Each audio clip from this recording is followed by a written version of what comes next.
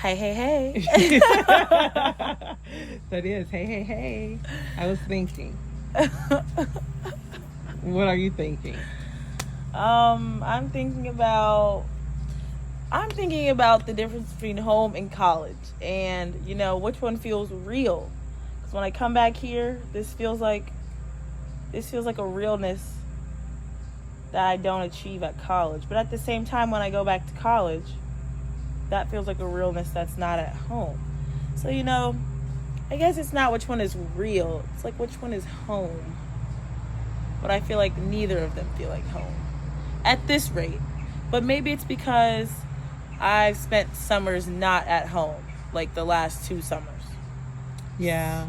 Yeah, so it's like this place doesn't feel like this house feels like my home, and like driving the streets of Shaker feels like my home, and it feels familiar.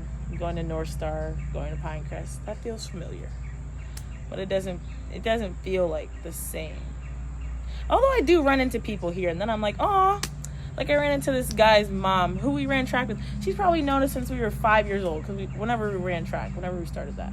And I was like, oh, that's cute. And then I go back to school. Yeah, I'm like, that just feels like a fever dream. But I wonder if everyone feels that way about college. What even is a fever dream? What do you define as a fever dream? I don't. No, you don't. Well, first of all, let me just say who you are, since you're going to be on my Facebook. Oh. This is Erin, my number 3 Raggedy number 3, my goddaughter. Yeah. And so I rode my bike over here to see her because she's here for the weekend. And I told her we should link. Yeah, she said we should link up. So we are linking up.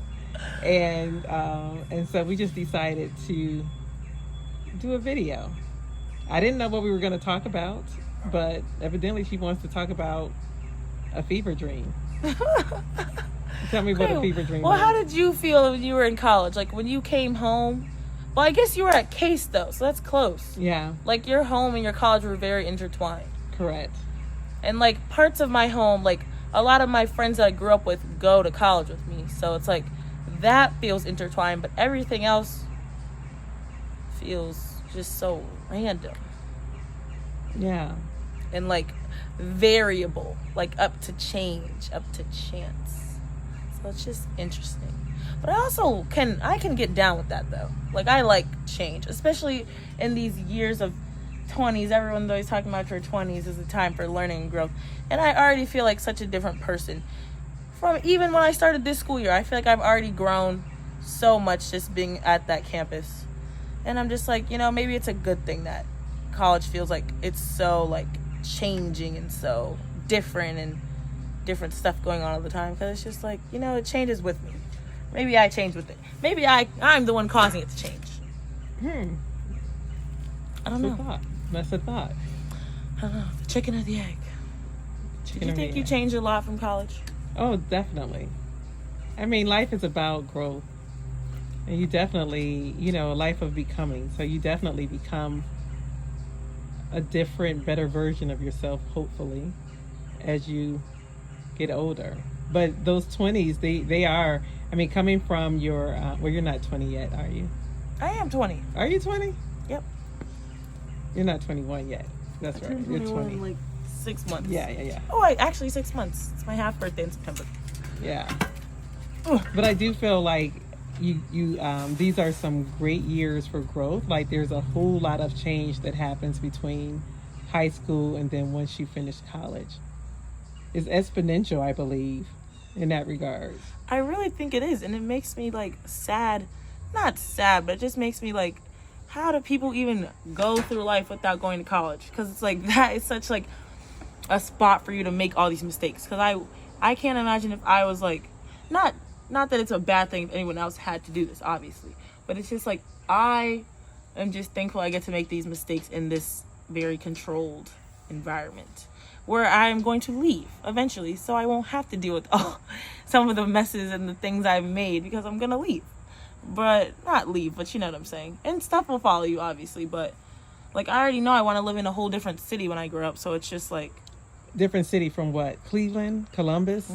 Like both of those. Like I don't really see myself living in either of those cities. So I would obviously come back to visit both, but like I want to live in Chicago, so Okay. or DC. I would go to DC or Atlanta, something like that. But it's just like I feel like this was a perfect experiment for me to just learn so much, make connections. I feel like if I go to a whole bunch of cities now, I would know someone there. I would know someone there.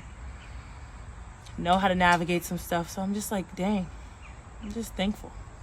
Yeah. I mean, you're doing amazing. I'm like so proud of you. You and your sister. I mean, you all definitely are taking advantage of these years and making the most of it during your summers, getting great experiences with your internships, being in some wonderful cities where you get a chance to experience life there. Chicago was wonderful. You'll be back there next summer. Mm-hmm. And yeah. But then it's also like kind of brings me back to like a different thought of like, it kind of makes me sad. Not like sad, but just like makes me think too. Because it's like, because I have had all these great experiences in other aspects, it's like, I feel like I don't have like my long-term roots. Like I have like with certain people as much anymore. Just because of like my summers. Like my Shaker friends don't feel like as, like I just can't be as close to them if I haven't seen them in a long time, you know? Yeah, but it's okay because Yeah, you may yeah. come back around. I mean, when I think about your mom and our relationship, your mother went away to school to Bowling Green. I was here in Cleveland going to school. And it wasn't until she graduated and came back home that we really reconnected and became besties, you know? Oh. So we were definitely good friends in high school. But we both went our own separate ways and had our own friendships and doing our own things. And then we came back together after the fact. And then now we're just, you know, who we are. We're sisters.